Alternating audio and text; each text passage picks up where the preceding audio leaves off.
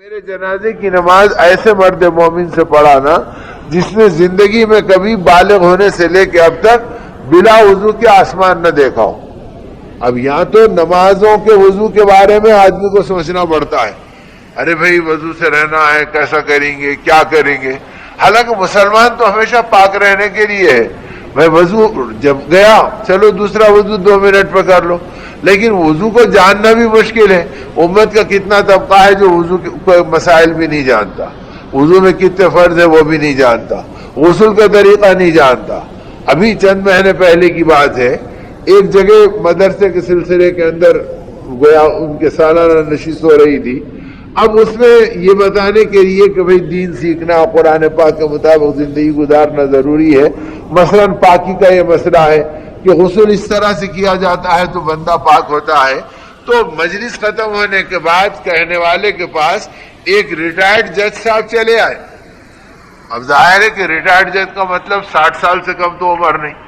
اور وہ آ کے کہہ رہے ہیں کہ مول صاحب آج پہلی مرتبہ معلوم ہوا کہ غسل ایسا کیا جاتا ہے، ہم نے تو آج تک کبھی ایسا غسل نہیں کیا۔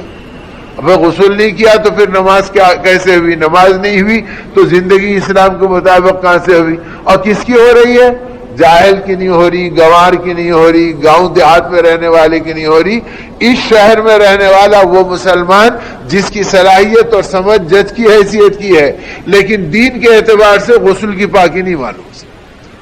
اور ہم مطمئن ہیں کہ صاحب دین تو آتا ہمارے کو، ہم یہ پڑھ لیتے، یہ پڑھ لیتے، وہ تبصرہ کر دیتے، وہ کر دیتے۔ ارے دین نام ہے اپنی زندگی کی ان ضرورتوں کو جس سے تمہارا تعلق ہے اسے قرآن پاک کے مطابق بناؤ، اسے اپنے نبی پاک صلی اللہ علیہ وسلم کو بتائے ہوئے طریقے کے مطابق ڈھالو۔ اب جب اس رخ کے اوپر امت آئی تو اس کی سوچ بدلی، اور اس رخ سے امت ہٹ گئی تو پھر وہ سوچ ہے جس میں ہم پراگندہ ہو رہے ہیں۔ تو پھر فرمایا خواجہ قطب الدین بختیار کاکی رحمۃ اللہ علیہ نے کہ دیکھو ایسے مرد مومن سے میری جنازے کی نماز پڑھانا جو زندگی بھر کبھی بالغ ہونے سے لے کے آج تک اپنی جماعت کو قضا نہ کیا ہو، اور وہ تکبیر اولیٰ کے ساتھ جماعت سے اس نے نماز ادا کی، اور عشاء اور عصر کی سنتیں جو نفل کے درجے میں آتی ہیں اس کو بھی اس نے ترک نہیں کیا ہو اور اس کا اہتمام کیا۔ اب یہ حیران تھے، جنازہ تیار ہوا، دلی میں لایا گیا، اور ہزاروں اور لاکھوں کی جو تعداد اس زمانے کی تھی وہ محبت میں امٹ پڑی۔ اس میں بڑے بڑے اتقیاء بھی ہیں، مفتیان کرام بھی ہیں، اور بڑے بڑے اللہ کے محبوب بندے بھی ہیں۔ جب یہ اعلان کیا گیا کہ حضرت کی وصیت یہ تھی اور جو اس کا اہل آگے بڑھ کر آئے اور جنازے کی نماز پڑھا دے، تو بڑے بڑے اتقیاء کے اور اہل تقویٰ کے سر جھک گئے اور وہ سوچ میں پڑ گئے کہ پتہ نہیں کہ یہ نصیبیں کس کے جاگیں گے اور کون خوش نصیب ہے جو آ کر آپ کی جنازے کی نماز پڑھائے گا۔ جب وقت ڈھلنے لگا اور دیر ہونے لگی اور یہ گمان ہونے لگا کہ اب کوئی ایسا نہیں ملے گا اور نا امیدی چھانے لگی، تو سلطان التمش جو اس زمانے کے اندر تاجدار دلی تھا اور سلطنت کا والی تھا، وہ بادشاہ وقت کھڑا ہوا، اس کی آنکھوں سے آنسو بہ رہے تھے۔ اس نے کہا کہ ہائے افسوس، میرے اور اللہ کے درمیان کے راز کو میرے شیخ نے ظاہر کرنے پہ مجبور کر دیا۔ اے لوگوں، میں تم کو گواہ بنا کر قسم کھا کے کہتا ہوں کبھی میں نے بلا وضو کے زندگی میں آسمان نہیں دیکھا ہے، اور کبھی میری تکبیر اولیٰ فوت نہیں ہوئی ہے، اور ساری نمازیں میری جماعت سے ہوئی ہیں، اور عصر و عشاء کی سنتوں کو میں نے کبھی چھوڑا نہیں ہے۔ تو میرے دوستو، اگر آدمی طلبگار بنتا ہے تو پھر اللہ اس قرآن کو مجسم عمل بنا کر زندگی میں دیتے ہیں، اور بادشاہت کی مصروفیتوں میں اور وہاں کی ملنے والی سہولتوں میں بھی دین پہ قائم رہا ہے۔ اور جب طلبگار نہیں بنتا تو بادشاہت کی سہولتیں اور وہاں کی لذتیں تو دور کی بات ہے، 2 روٹی کے خالی تمنا میں اپنے ایمان کو بھی داؤ پہ لگا دیتا ہے، جھوٹی قسموں میں بھی داخل ہو جاتا ہے، اور پھر بھی بے باک رہتا ہے، نہ اللہ کے عذاب کی پرواہ کرتا ہے، نہ اپنے انجام اور آخرت کو سوچتا ہے۔ تو میرے بھائیوں اور میرے بزرگوں، یہ زندگی قرآن پاک کے آئینے میں بنے، اسی اللہ نے اپنا پاک کلام دیا کہ اس زندگی کو قرآن پاک کے مطابق ڈھالو۔ ہم دنیا کے اوپر اترانے والوں کے ساتھ رہتے ہیں تو یہ سب قرآن پاک کے خلاف ہوتا ہے، یہ نہیں سمجھ رہے کہ ہم قرآن پاک کی مخالفت کر رہے ہیں۔ یہ ہم سمجھ رہے ہیں قرآن پاک کی مخالفت یہی ہے کہ بھئی یہ بیٹھ کے کوئی پڑھ رہے اور آدمی پلٹ گیا تو جلدی دھکا ادبی ہے، یعنی یہ بھی کرنا چاہیے، اس کا انکار نہیں، لیکن میں بتا رہا ہوں بس یہ ایک رواج میں ہے، ارے ذرا ہٹ کے بیٹھو، قرآن پاک کی طرف پیٹھ ہو رہی ہے کہ قرآن پاک کی طرف پیٹھ کرتے ہیں۔ تو گویا قرآن پاک کی طرف پیٹ کرتے ہیں تو اس کے تو کہہ رہے ہیں، اور زندگی بھر قرآن پاک پہ پیٹ کر کر اور یہود و نصارہ پہ قبلہ بنا کے چل رہے ہیں،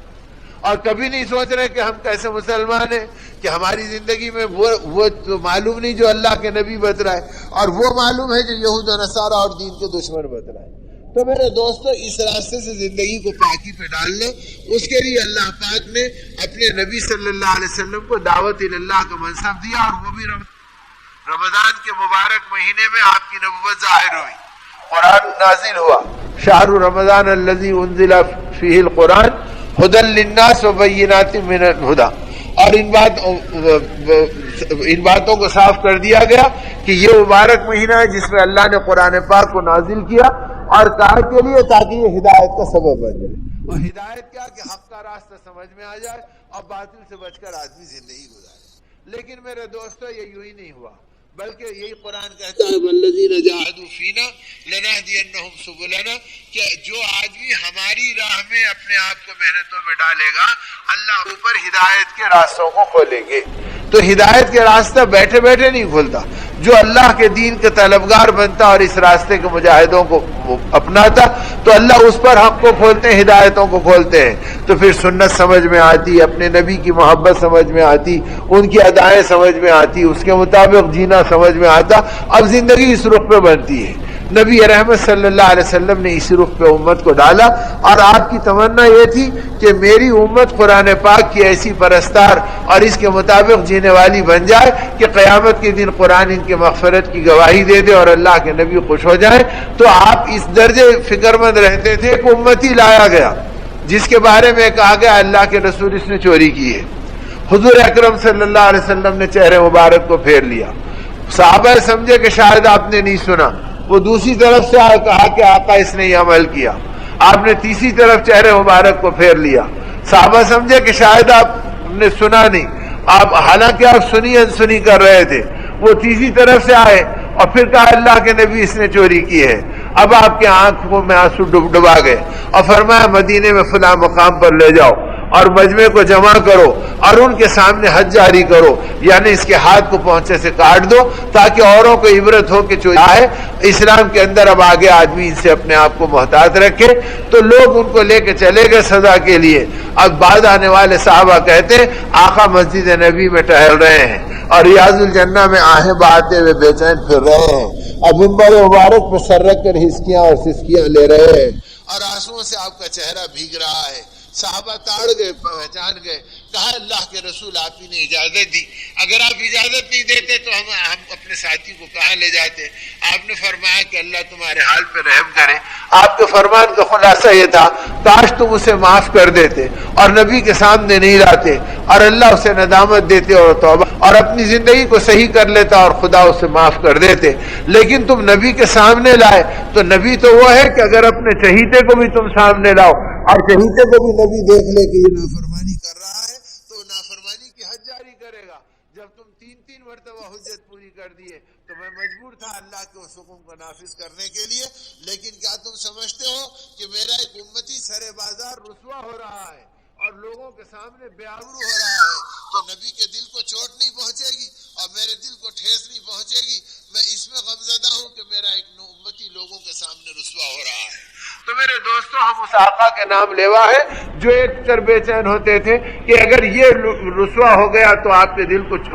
کو چوٹ پڑے۔ آج ہم سوچے اگر ہماری اولاد رسوا ہو گئی، ہم رسوا ہو گئے اور قیامت کے دن ہمارے اعمال کا گٹھرا کھل گیا تو ہماری طرف سے آقا کو کیا تکلیف پہنچے گی؟ پھر اللہ کا ہم پہ کیا غضب ہوگا کہ تم ہمارے نبی کو تکلیف پہنچا رہے ہو اور آج کے دن بھی تم ہمارے نبی کو چین سے رہنے نہیں دیتے۔ تو میرے دوستوں اور میرے بزرگوں، اس آقا کے غم کو اپنا غم بنانا اور ان کی بے چینیوں کو پہچان کر اپنی زندگی گزارنا، اس کے لیے دین کا سیکھنا اور سکھانا اور قرآن پاک کے مطابق اپنے آپ کو چلانا، تو اس کے لیے یہ چلتی پھرتی دینی درسگاہ ہے، دعوت اللہ کی محنت کے راستے کی کوشش، اور رمضان کا یہ مبارک تحفہ ہے کہ اس ماہ مبارک کے اندر دعوت کی محنت ہوئی، منصب نبوت کا ظہور ہوا، بدر کا میدان اسی مہینے کے اندر معرکہ کارزار پیش آیا، اور اللہ نے اس مہینے میں کرا کر قیامت تک دکھلا دیا۔ دیکھو ہمارے پیارے نبی اور ان کے چہیتے صحابہ تو چلچلاتی دھوپ میں دشمنوں کے مقابلے میں رمضان کے مہینے میں نکلے ہیں،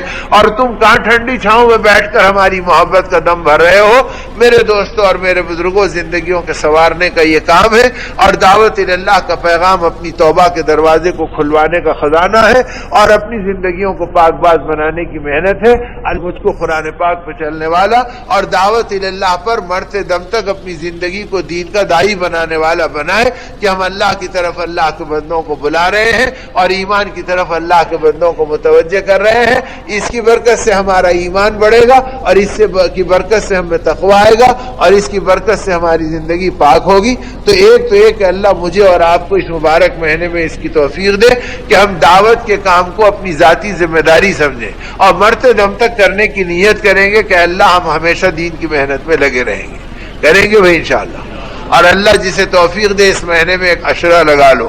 اور اللہ توفیق دے تو یہیں سے چلو، اور اللہ پاک توفیق دے تو کچھ نہیں تو کم سے کم 3 دن اس مہینے میں چلے جانا، اور یہ طے کرنا کہ پھر قرآن پاک کی پکار کو دنیا میں عام کرنے کے لیے اس سے سہل اور اس سے اعظم ترین راستہ کوئی اور نہیں کہ ہم دین کی محنت میں اپنا وقت لگائیں گے، کریں گے بھائی انشاءاللہ۔ اس مہینے میں کم سے کم 3 دن لگانے والے کتنے ہیں بتاؤ؟ اللہ اپنے کرم سے قبول کرے، خیر و برکت دے، اور اللہ دین کی محنتوں میں ہم سب کو جوڑ دے۔ اللہ پاک غیب سے مدد فرمائے، جزاکم اللہ۔ اب چلے کے بھی ارادے کرو، اور اپنے علاقوں میں آنے والی جماعتوں کی نصرت کرنا، اس لیے کہ اس مہینے میں اللہ پاک اپنی گویا نیکیوں میں اضافہ فرماتے ہیں کہ ایک نیکی کو 70 گنا اضافہ فرما دیتے ہیں۔ اب آدمی اندازہ کرے کہ پہلے سے حضور پاک صلی اللہ علیہ وسلم کے فرمان کا خلاصہ یہ ہے، جو آدمی اللہ کے راستے میں نکل کر عمل کرے گا اس کے ایک عمل پر 7 لاکھ عملوں کا ثواب ملے گا۔ اب اگر ہم یہاں بیٹھ کر 2 رکعت نماز پڑھتے ہیں اور اللہ کے راستے میں نکل کے 2 رکعت نماز پڑھیں گے تو 14 لاکھ رکعتوں کا ثواب ملے گا۔ کب ملے گا؟ 11 مہینوں میں ملے گا۔ اور رمضان کے مہینے میں کوئی اللہ کے راستے میں نکل کر اگر پڑھے گا تو کیا ہوگا؟ اللہ کے راستے میں نکل کر پڑھے گا تو 2 رکعت میں 8 کروڑ 90 لاکھ نمازوں کا ثواب ملے گا۔ اس لیے کہ 7 لاکھ ضرب 70 گنا 70 گنا اضافہ کر دیتے ہیں۔ اب کیلکولیٹر لے کے حساب کیجیے، بغیر کیلکولیٹر کے زمانے میں محدثین نے حساب کیا ہے اور لکھ دیا ان چیزوں کو کتابوں کے اندر کہ ایک کے بدلے میں کیا ملے گا اور اللہ کے راستے میں کتنا ملے گا۔ تو ایک نیکی کے 4 کروڑ 49 لاکھ ملیں گے۔ تو اب 2 رکعت کے اوپر اس کے ڈبل کر دو تو 8 کروڑ 90 لاکھ ملیں گے۔ تو اتنی نیکیاں اس کے حساب کے اندر آئیں گی۔ تو اب اگر آدمی پوری زندگی اگر نماز پڑھتے رہے تو 1 کروڑ، اور اللہ کے راستے میں نکلیں گے تو ہر رکعت کے بدلے میں 4.5 کروڑ مل جائیں گے۔ تو اب آدمی اندازہ کرو کہ کتنی نیکیوں کا راستہ ہے۔ اور یہ اس لیے ہے کہ یہ سب سے اونچا راستہ ہے قرآن پاک کی برکتوں کو اپنے میں لینے کا اور دنیا میں پھیلانے کا۔ تو کریں گے بھائی انشاءاللہ۔ اس کے لیے آنے والی جماعتوں کی نصرت کرنا، یہ باتیں چونکہ عام ہوتی ہے تو اللہ کے بندے اللہ کے راستے میں اس مہینے میں خوب نکلتے ہیں، تو گلی گلی مسجد اللہ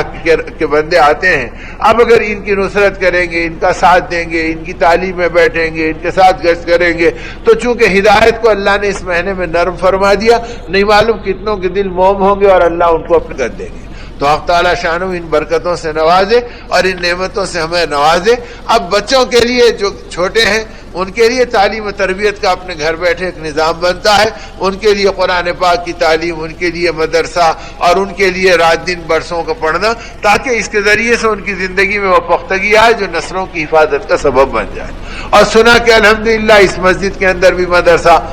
کی تعمیر کا مسئلہ چل رہا ہے، اللہ پاک اس کی بھرپور معاونت فرمائے اور ہم سب کو جان و مال سے اس میں حصہ لینے کی توفیق عطا فرمائے، تاکہ اللہ کا گھر آباد ہو اور اللہ کے گھر کے ساتھ اللہ کے گھر کی تعلیم و تربیت کا سامان آباد ہو، اور یہاں پر اللہ پاک علوم قرآن سینے میں بھر دے اور یہ دنیا میں پیغام ایمانی کے پھیلانے والے بن جائیں۔ تو اس کے لیے بھی نیت بھی کرو کہ دعا بھی کریں گے، اور وقت کے اعتبار سے جو تقاضا آ جائے اس کے اوپر اپنی جان بھی لگائیں گے، اپنا مال بھی لگائیں گے، تاکہ ہمارے گھروں کی آبادی کے اندر ایک مدرسہ رہے اور اس کے کے ذریعے سے حق پروان چڑھتا رہے اور حق کی پرورش ہوتی رہے. کریں گے بھائی انشاءاللہ.